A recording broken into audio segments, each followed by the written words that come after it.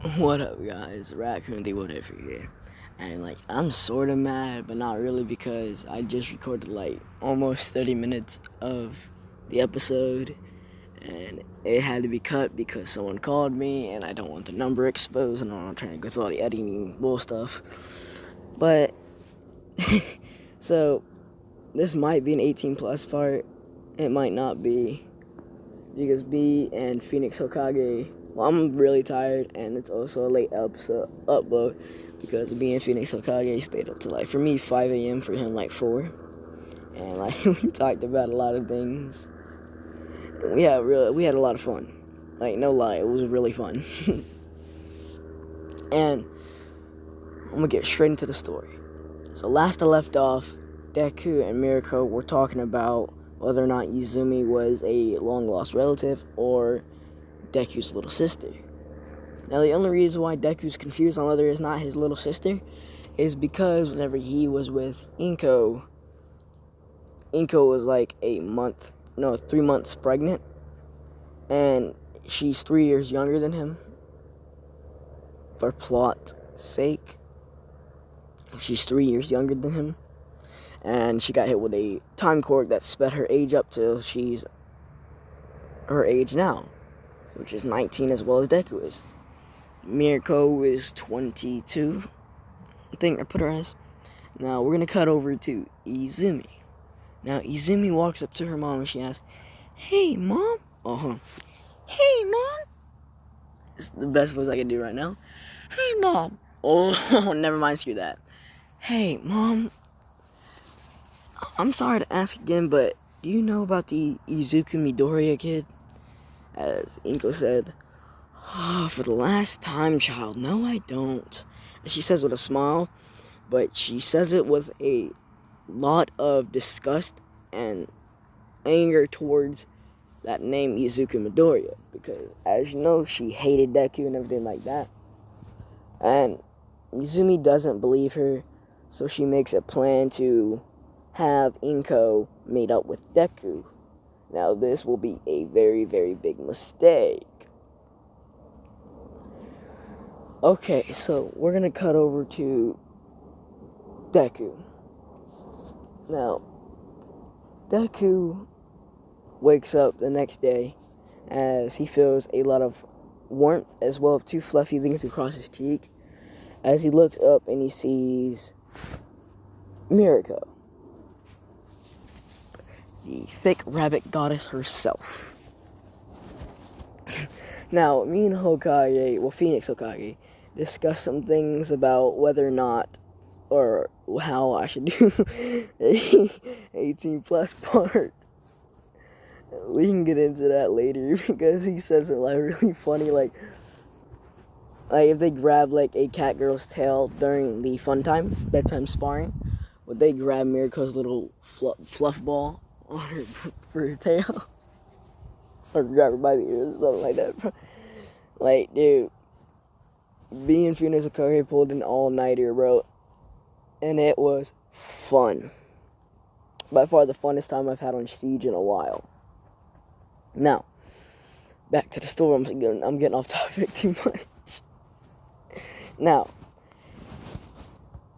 Deku feels these fluffy ears against his cheek as he just rubs his face against them. As he looks over to see the time. Well, not time, he just goes by day because he's lived in the forest quite a while, so he can use the sun as a clock, like they used to do in ancient times, just for plot's sake. And Mirko has kind of grown more towards the barbaric side that Deku has because she's been living in the forest for 4 years with Deku in the forest. And Deku wakes up Mirko as they're getting dressed an hour early before UA starts. As Deku's getting dressed, Mirko, being the rabbit she is, comes up and hugs him from behind as she's feeling all up on him, his abs. And as her hands begin to get lower, that's when Deku gets flustered a lot more. But I'm not going to make this part the 18 plus. Yeah, I'm going to make this this video in 18 plus because might as well. Why not? And now Deku grabs Mirko's hand. He says, "Let's wait till after school to do that." As Mirko's ears just like dim down a bit, like they curve forward, because she's like upset about this, but understanding as well because she knows that they have school. And like, I think my phone's gonna die in here. Oh no, you ain't seen nothing. You didn't see not a thing. Now, my phone might die during this video. If it does, I'm probably gonna hopefully get the recording saved. Hope not it. Well, let's get back into the story. So, as Mirko and Deku get to class, and there's no one there because they're like an entire hour early. And Aizawa was already there in his little caterpillar sleeping bag, just sitting there. As at this point, Aizawa, Deku, and Mirko are like the best friends. Like, they're the mini big three. Because, I mean, like, they can't be the big three because the big three are third year, so they're like the big three of the first years. Because, yes, they are the strongest in that class because, believe it or not, Aizawa is like way stronger. Would he be stronger than All Might? I mean, he can beat practically every hero that relies on their quirk too much, like Endeavor.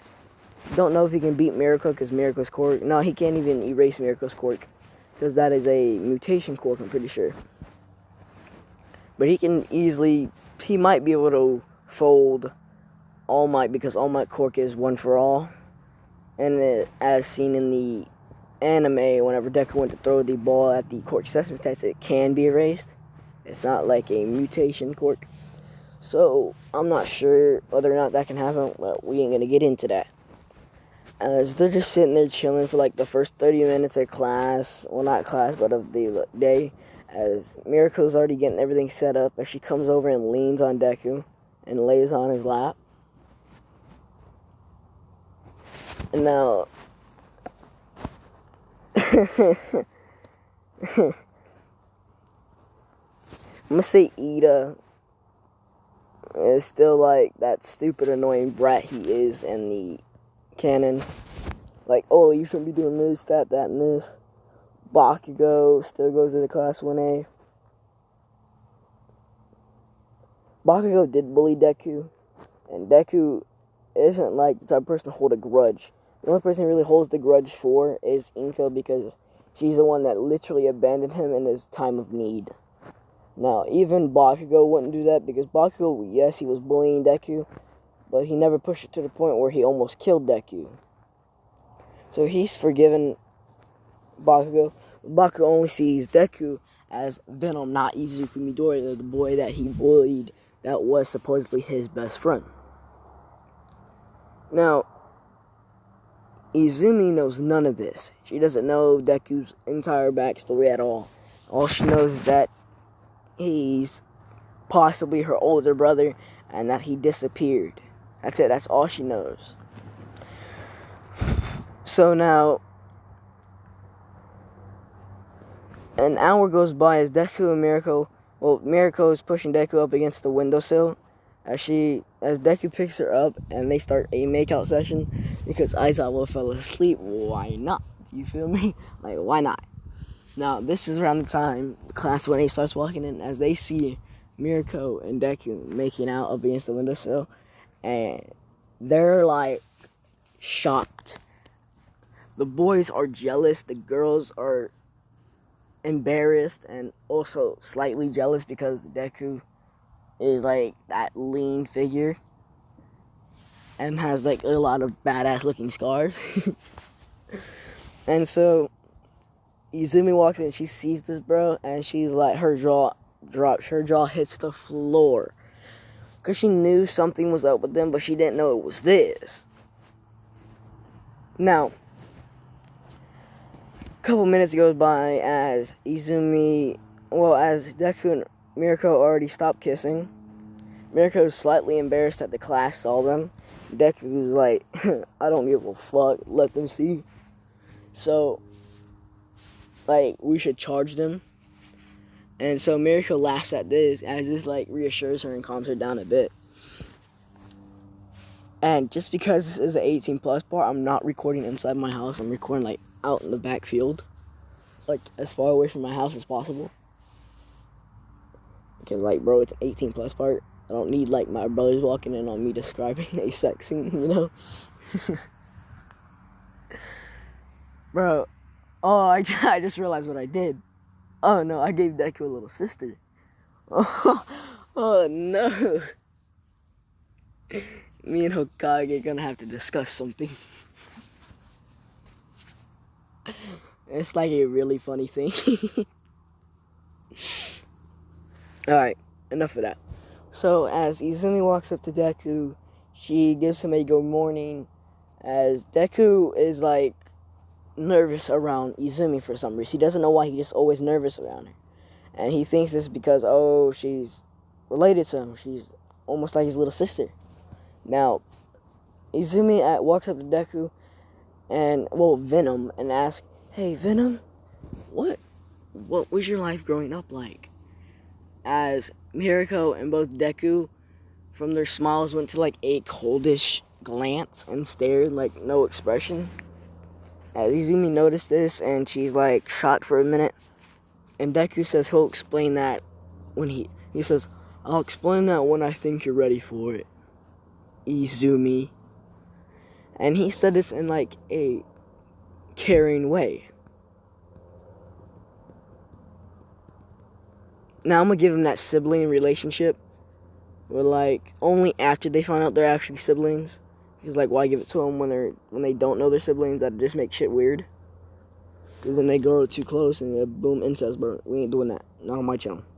Maybe. Maybe not. But Deku and Izumi talk for a little bit, as this is around the time class begins. And Aizawa says that they're going to take a small test. Yeah, I'm adding something in before the heroes versus villains just because I feel like it. He says they're going to be taking a test and that they'll need partners. And because Mirko is a teacher, she can't be Deku's partner. And so Deku's sort of bummed out, as Aizawa puts Deku and Izumi on the team. Bakiko Kirishima, Ida Uraraka, Denki, Jiro. I'm not going to go through the entire class because I don't feel like it. I'm, like, really tired. And so, this test will be basically about their cooperation. How well they can cooperate with each other in certain circumstances. Not like a hero versus villains. More or less like a rescue operation. Like, they have to face each other. Not each other, but, like, they have to face teachers sometimes. Or they might face a villain that one person can't take on their own. Yes, it's kind of like the heroes versus villains, but they're not judging it off, like, smarts and everything like that. They're judging on whether or not you can disarm the situation. And so, Izumi, thinking that she's smarter than Deku, which she is, like, sorely mistaken, tries to come up with a plan that, because I'm going to say the teachers are there, and they have to fight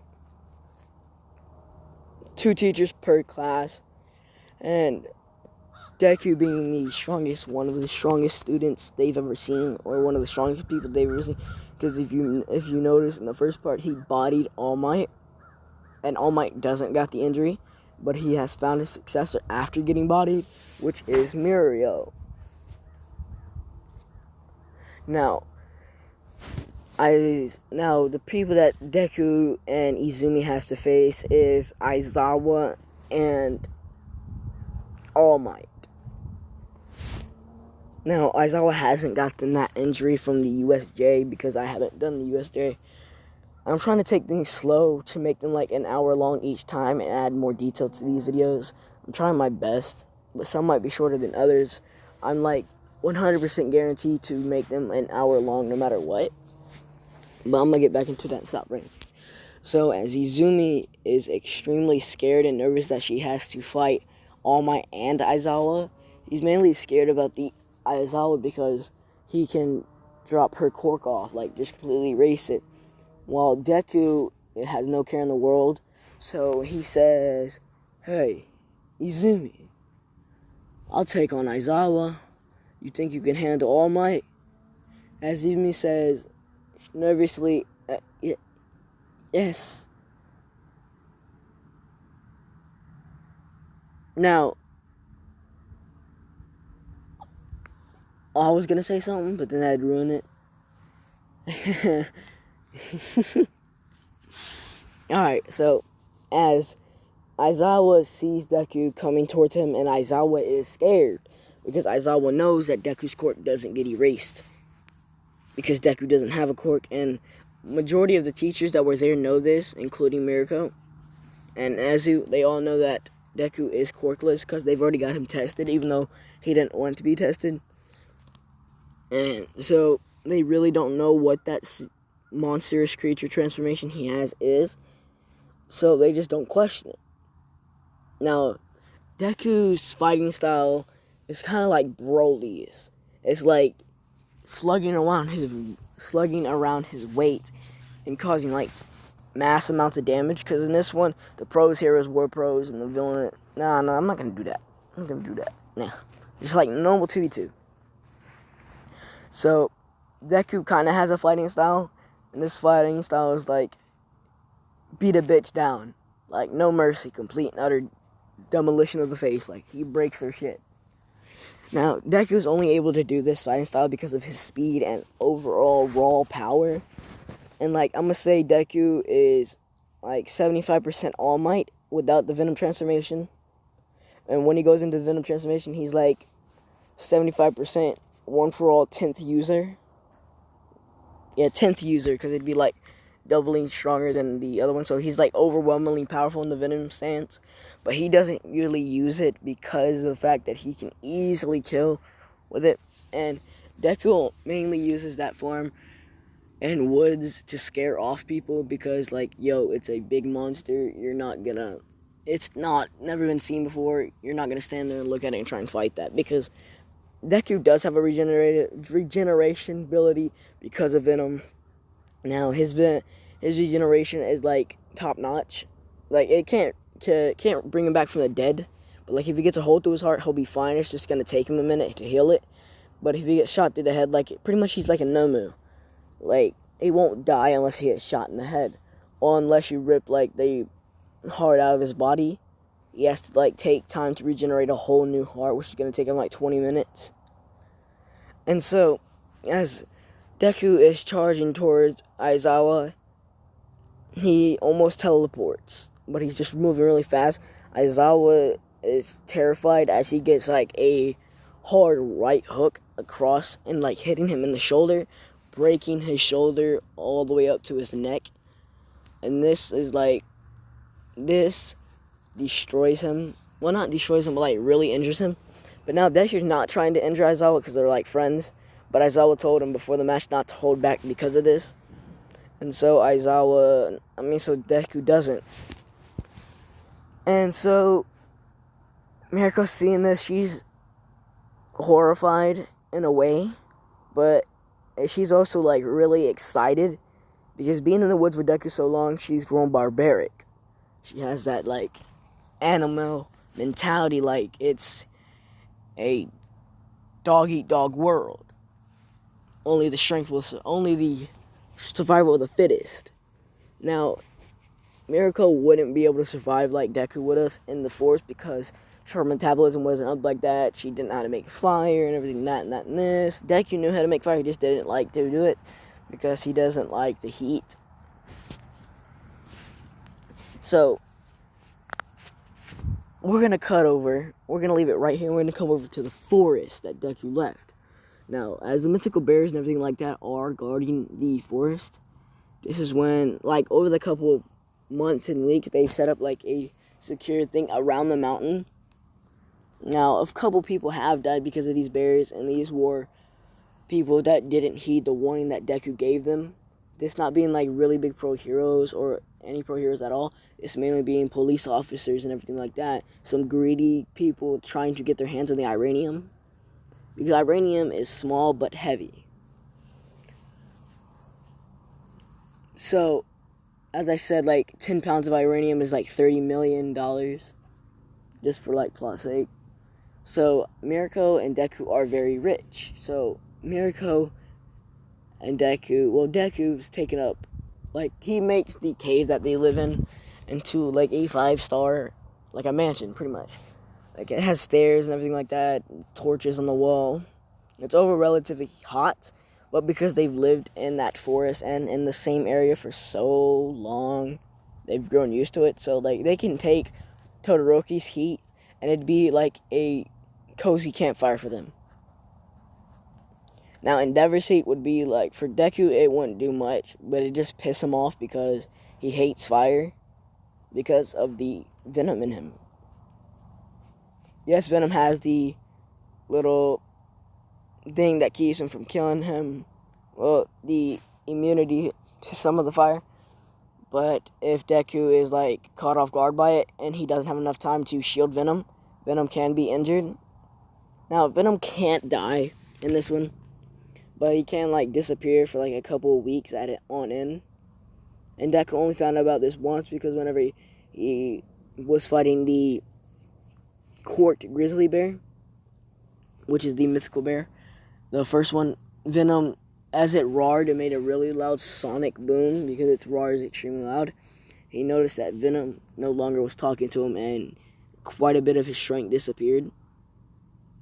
But Deku was still able to take it down because of his overall brute strength. And over the couple of days Venom was gone, Deku was like really scared because he thought he lost his brother because of this. And so Deku was kind of went into a depression, as we say. So whenever Venom finally came back, Deku was really happy, as well as overwhelmingly joyful. It was like crying tears of joy as he was in his head hugging Venom. Now, Venom felt the same way because he wasn't able to talk to Deku at all, and wherever Venom was, he was practically in a void. A void with no light, no nothing, just him looking at himself. Now, whenever they finally met each other, that's where they got happy. So, now this is where we go over to the forest. And this is where, like, a main key in the story plays out. As one of the bears, as Deku still has the cubs with him, but one of the bears, his corks malfunction, it's gonna say they can. And this bear's cork made it really, really bigger, which is like a cork evolvement for the bear. And this, like, breaking some of the barricades that they had around the mountain.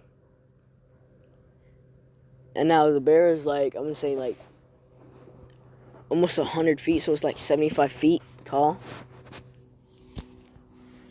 So, it's, like, half the size of the Colossal Titan from Attack on Titan.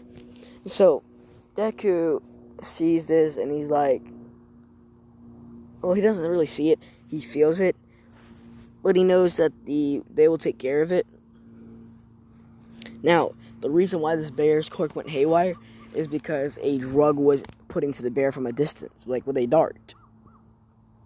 But I'm going to leave that alone. We'll talk about that another time. Now, Deku has already beat Aizawa, and he's chained Aizawa up. As Deku puts a little small amount of venom into him, just to heal his wounds. Now, he covers this up with his venom transformation so no one sees this, because only Mirko and Aizawa know about the things Deku can truly do, because he's shown them because they're like his best friends. Well, Mirko is his girlfriend, so he has to. So, Mirko says over the intercom that Aizawa has been captured.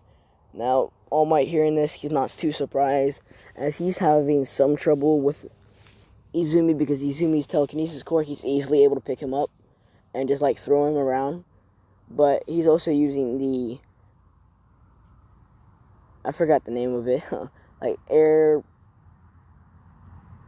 pulsion, not like the air pressure, my bad, air pressure. He's using like air pressure beams to hit Izumi, And these are not small air pressures. They're like big trucks hitting her. So, as Deku's just watching because he wants to see if his little sister can take on All Might, as he sees he's putting up a good fight, but All Might finally gets an edge on her. As he goes in for like the final hit, and Deku lets this happen because he wants to know if Izumi can take hits or not. As this hits Izumi in the gut, she spits out blood and gets launched into a building. As she stands back up, holding her gut. Now you may be wondering why Deku didn't help her. Yes, it's still his little sister, but also he's still barbaric, and he's grown up in a forest, and in the forest, wolves, bears, and everything like that only attack the weaker one. And they take on the stronger ones. So in a way, Deku wants to see whether or not his sister will hold him down or be able to walk next to him. Now, Deku sees the blood and he's getting a tad bit angry as his skin's like getting a latex instead of like the buff venom form with a monster mouth. He's getting like the latex skin around him because he's controlling it to the point where it's like not going over his face. Now, this is Deku's hero costume, how it is right now. I really like this design of it. Now, Deku is about to intervene whenever Izumi throws a car at All Might, smashing him in the back of the head because All Might thought it was over. Now, Deku's proud about this, the fact that she's able to lift that car up and throw it with ease. He really is proud. Now, this is when All Might immediately zooms over there because All Might was holding back like 75% of his power because of reasons. So he finally went 100%. And as Deku seen this, he yelled out, "Oof. Ooh, should I do it that way?" Yeah, he yelled out, "Sister!" like that. Now, everyone heard this, including Izumi, as in a split second, Deku punched All Might with enough force to shatter air itself and turn it into bricks like he did Overhaul. That's how hard he punched All Might, and All Might went flying out of the training area and like into the main school. Well, not main school, but it hit the UA wall because they were pretty far from UA. So All Might got sent like football fields away. As Izumi is stunned that Deku did that, as well as saying that little sister.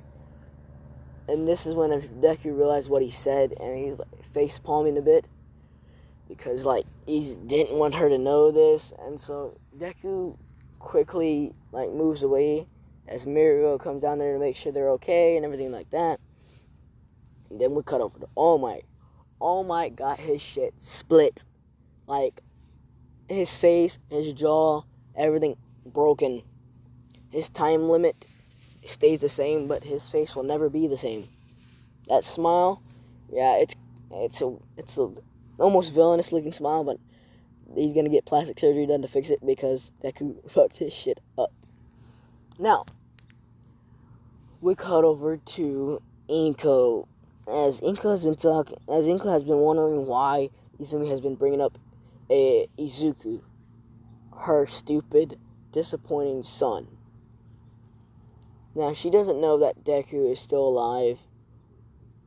And she also doesn't know that Izumi has that picture.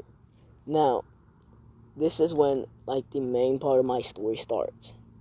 Now, as Deku leaves, as Izumi and Deku pass, Izumi's, like, put to recovery girl because that punch from the Air Force and everything like that really does damage. Now, All Might, yeah, he was sent to a hospital, but like a secret one that no one really knows about other than pro heroes, and like it's not public just in case All Might ever does get injured like that again.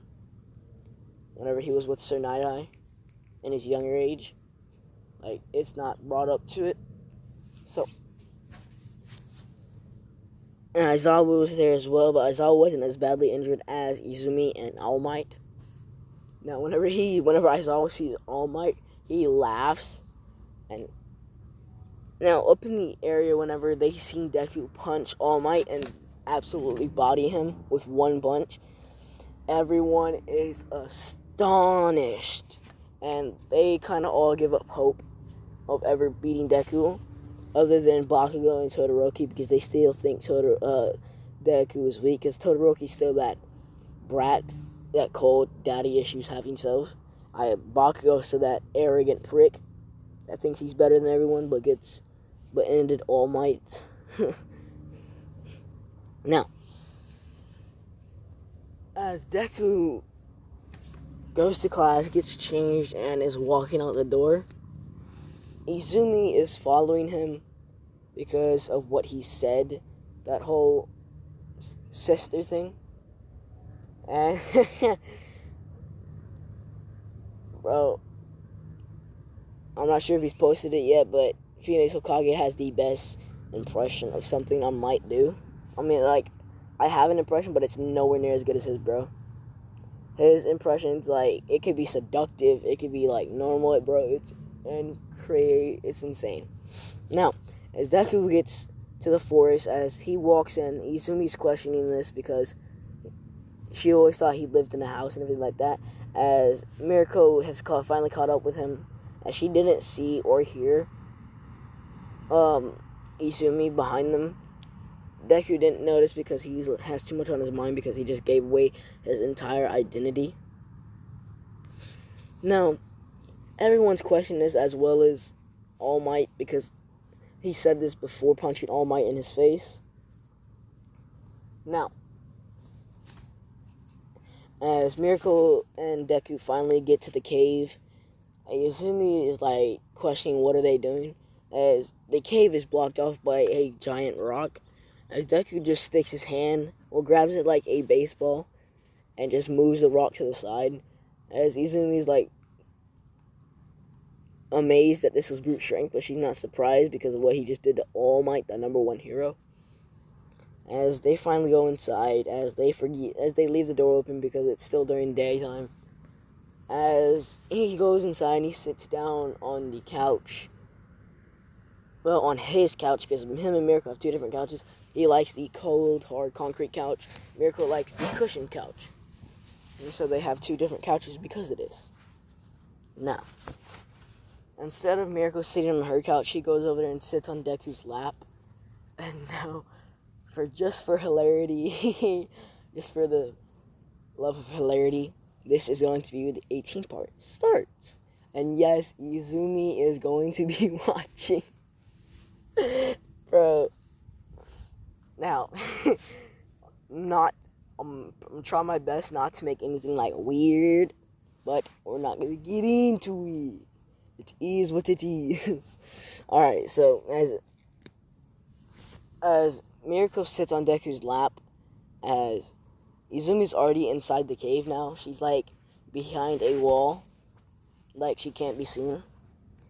She sees this, and she's like questioning it a bit, like what are they gonna do, and this, that, and that, and this, like what's the relationship is what she really wants to know. Because she's seen the ring that they have on. She wants to know if they're married or not, whether this, that, or that's for like his sister-in-law. A whole bunch of stuff is racing through Izumi's mind as they start making out. And now, unlike they did in the classroom, they're getting a lot more physical. Because remember, Deku said, say this whenever school gets out. So they're getting a bit more physical as Mirko takes Deku's shirt off. As Izumi sees Deku's ripped body as well as all the scars. She doesn't know where Deku gets the scars from, but she can easily tell that he's massively ripped. As he takes Mirko's shirt off.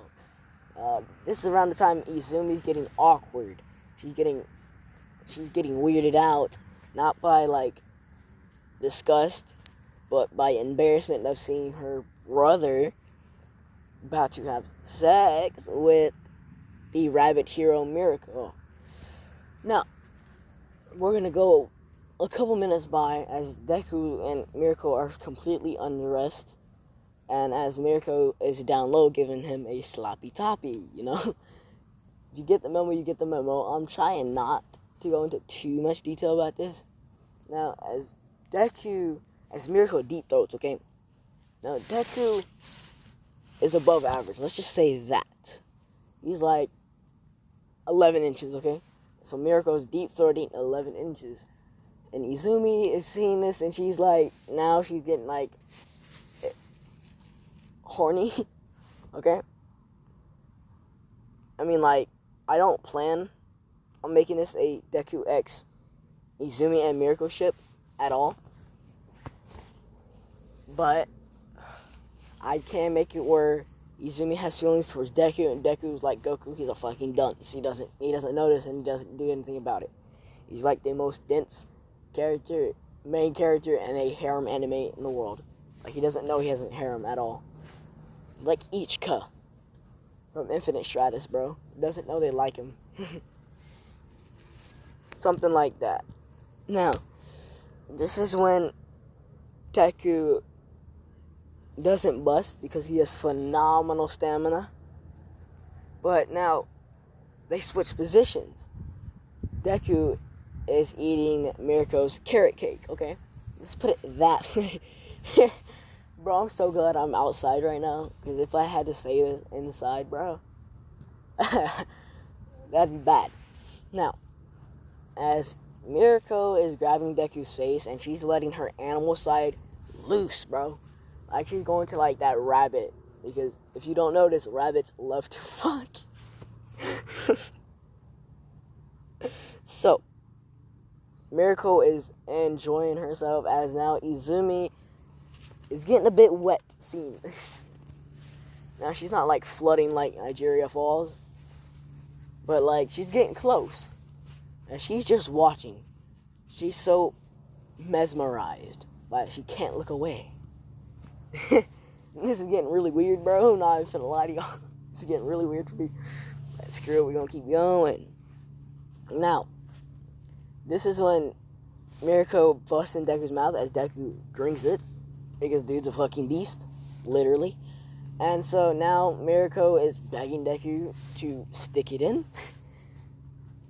As he said, damn, Mirko, you're quite the horny rabbit, aren't you?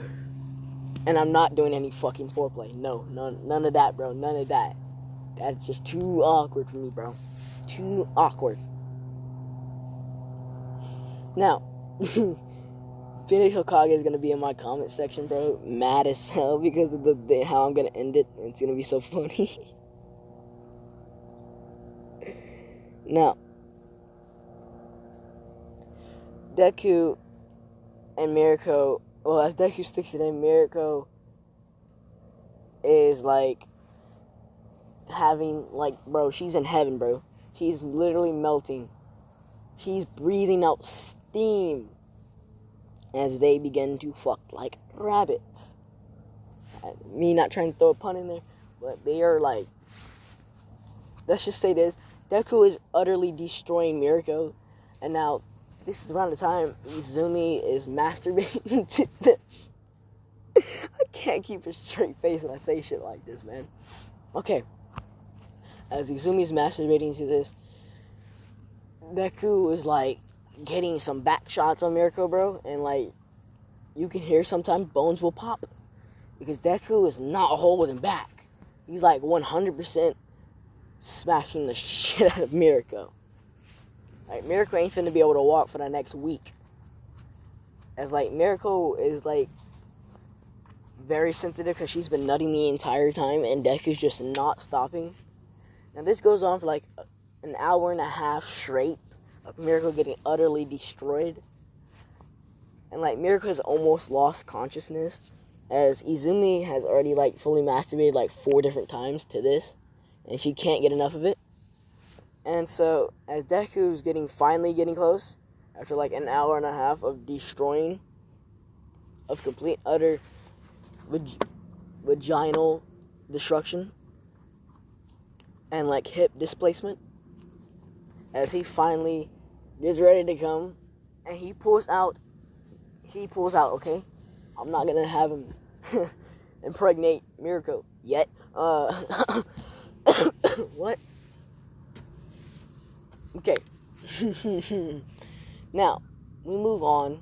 Well, as Izumi is huffing and puffing, and Deku and Mirko finally fall asleep after having their fun time, their bedtime sparring. Bro, this video is definitely getting age restricted. There's no way it's not.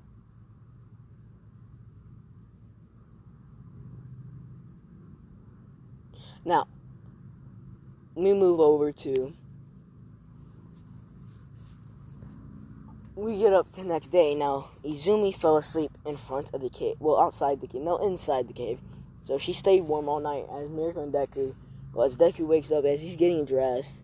Because I'm going to say today is a Saturday. Because yesterday was Friday. And so, he gets dressed, he puts his clothes on. As he goes outside to train and hunt.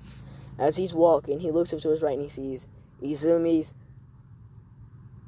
there sleeping with a little bit of wet stuff on the ground. He doesn't know what it is because he didn't see her doing any of this and he didn't know she was there. And so he starts to think and he remembers what they did last night. And he puts his face over it. He puts both his hands over his face. He's like, oh, I really hope she wasn't there whenever we did that. As Venom says, yes, she was. I just didn't tell you. As Venom is inside Deku's head laughing like that. And Deku is like, you bastard. Because Venom knew the entire time and he didn't say anything. He wanted Deku to find out on his own. So Deku is now in possibly the most awkward situation of his life. His sister just watched him fuck Mirko for like an hour and a half straight. Now, Mirko wakes up as Deku picked Izumi up and put her in a spare room that he literally just made, like his steel body technique, and like cut it up, put a bed in there, threw a whole bunch of whole bunch of animal fur, pillows, sheets, covers, and all that, and wrapped Izumi up like a burrito, bro. And practically made her like a house inside the cave. And there's a reason for this, so don't get it twisted, okay?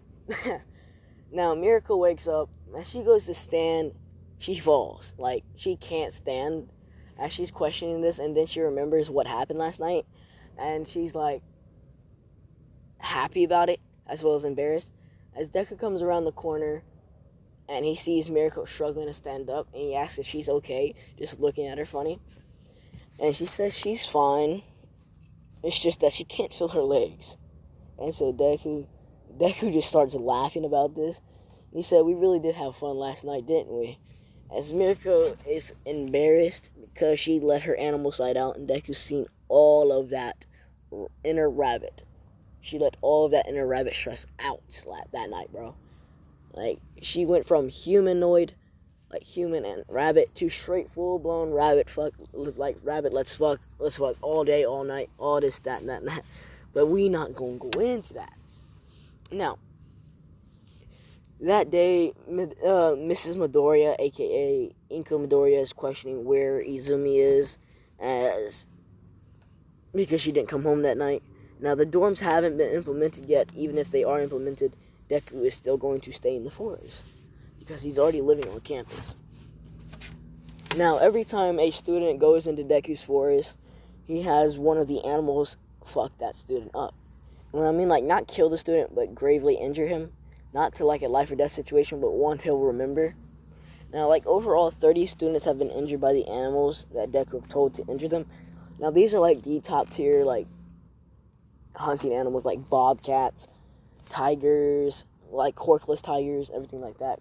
Some corked animals, like the mythical corked birds, he'll have them shoot things at the people that interfere in his, like, everyday life. Now, they didn't attack Izumi because Izumi shared the same scent as well as blood that Deku did. So they didn't want to, like, do anything they might regret, because Deku will punish animals.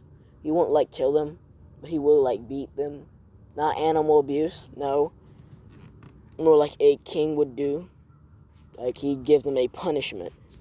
Like, sometimes he'd like kill them like on the spot if they do something really, really stupid. Because Deku is legit king of the forest. Now all the animals know this, and they know Deku rules over a strict law because of Venom tells them this. Now, this is around the time Izumi wakes up, and she wakes up and she sees the area she's in, and she feels really, really comfortable. As she looks around, she looks down, she sees tiger fur, bear fur, as well as a couple of deer pelts, and she's on a bed that has littered with like a whole bunch of animal hide. Now, she's questioning like, where is she? Now, Deku finally walks in as he gives her a cup of water, because dude only drinks water, and he doesn't eat. We're gonna get into that later, okay? He doesn't eat in school yet. He will though, but he won't eat the same things they do. As he gives her the water and says, "Good morning, Izumi." Or should I say little sister, as well as Peeping Tom.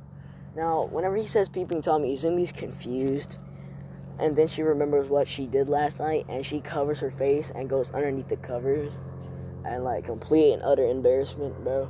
Like, she literally watched her brother fuck the shit out of another woman. Now Deku's not really fazed by this because, like, they're not really that close, but they are still relatives, my bad. And they know that it's a taboo, which is why I don't feel comfortable doing something like that unless it's like requested, but then I don't really care. So, as Deku gets up and walks out, as he gives Izumi a change of clothing, and Deku, as he left, he went over to Mirko and he gave Mirko a slither of venom, like a little drop, to heal her. Now, this drop isn't like the parasite that Venom is. My bad, not Venom, not parasite, because he doesn't like that. More or less like the symbiote. It's more or less a healing agent. It will heal her. Now, Deku goes outside as he hunts down a deer really fast. As he cooks half of it, he cooks the entire deer and spreads it out as he seasons it, cooks it, everything like that. Now, Deku's like a 5-star chef when it comes to cooking random animals. But he goes out there and he hunts down 2 pigs, and this time he doesn't cook them. He guts them, he skins them. He keeps the fur and everything like that, but he washes it because it'll stink. So, he has everything set up for him. Now, this is whenever Izumi finally gets out the room, as well as Mirko, and they see the deer on the table, on the concrete table, and like cooked and everything, and it's smoking. It smells really good. As Izumi sees that it's a literal deer, because he cuts the legs and the head off, and he like gives those to like scavenging animals, like the raccoons and everything like that. Now, Izumi goes in and she takes a bite of it. And Izumi is not like a hardcore animal lover, but she does love animals. She's not vegan at all.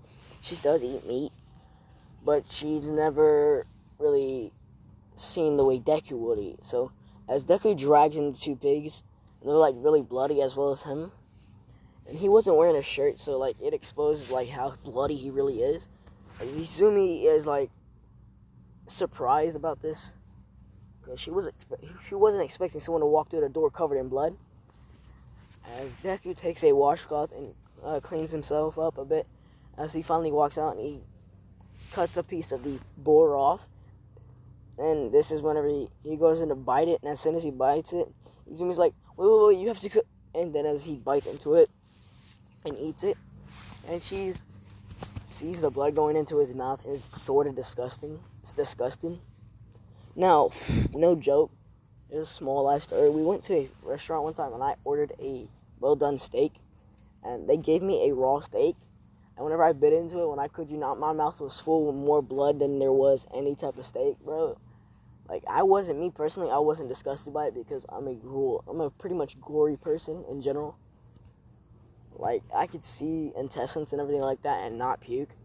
Like, there's certain things that will make me puke that are like majorly disgusting. But if it comes to like gory things, I won't puke. But if it comes like nasty shit, I will puke. But enough of that. Now, as Izumi sees Deku eating like a sandwich, he's eating like 2 whole raw pigs, and she's asking Mirko, "Hey, Mirko, what is he? Is he gonna be okay? Like, that's not cooked." As Mirko laughs and says, "Yeah, I know, right?" And this really turns you on, doesn't it? Now, Izumi and Deku both look up and appear surprised, like, because they were really surprised and caught off guard by this. Izumi wasn't. Well, Izumi was, but Deku wasn't, because she said this before. And now Izumi says, "No, that's not what I'm getting at. I'm just questioning whether or not he'll be okay, like he won't get sick." As this is when Miracle clears it up, saying, "Nah, he's been eating raw meat ever since he was," and then she stops. And now Izumi's curiosity gets the best of her. Now she's wondering what happened. Now, they go into a whole story. Now, this is when Deku says, "Fine, Izumi, I'll tell you everything from whenever I was 4 years old and up." So he goes and explains how whenever he was diagnosed corkless, and Izumi says, "But you're not corkless. You have all that power and that transformation." Deku says, "That's not a quirk. It's more or less a gift from a friend. No, less of a friend, more of a brother." Now, Izumi doesn't really get this, so she doesn't really question. As now he goes into how his mother, Inko Midoriya, abused him and really hated him, as well as how he was bullied by a kid named Kasuki Bakugo, who was in class 1A, bullied him a lot. And now Izumi, hearing that Inko, her mom, abused her older brother, is like really angry. Now, her whole plan to have Deku meet Inko was planned to have happen Monday, which I'm not going to say anything there. So, as Deku is explaining all of this, Izumi is gripping a glass bottle, not glass bottle, but glass cup, as she's gripping it so hard to the point where it shatters in her hand, cutting her a bit. Now this is when Deku comes up to her and gives her a slither of venom. Now she's reluctantly to take this because she hears the name of it. She says, "Here, take a piece of venom." As she's like, "Yo, that'll literally kill me. What are you talking about?" And he says, "No, it's not. Just take it." As she trusts her older brother because they're like, why would he want to kill her? And this works, as she's like astounded, says, "You can heal people too?" As Deku says, "Yes, but I don't really like to show it." Now, they start talking about this, and they get everything cleared up, and how Deku's childhood went, and how he met the love of his life. And he says, "Now that I've told you my story, now tell me yours." And as Izumi's like, "What do you mean?" He says, "Whenever I was growing up, I didn't see you anywhere, and now suddenly you appear." As Izumi says, "Oh, truthfully, I was born a certain date, and this date being like a couple months, well, the same year Deku was abandoned. But Deku was already like older than her, so Deku says, "Then how are you 19 like I am?" And she says, "Well, whenever I was 4, no wait, whenever she was what? Did I say 8? No, she was skipped up 3 years. Whenever she was 11, and she says, whenever I was 11, I got hit with this cork when I was trying to help some people, and it aged me up 3 years." Now this clears Deku's whole thing up, as now he's 100% certain this is his little sister. As their bond starts to grow, as they go into like an entire discussion about everything they do.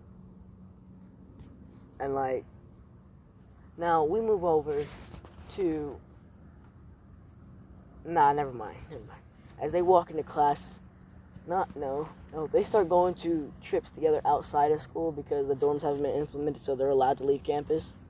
There's like no villains attack yet.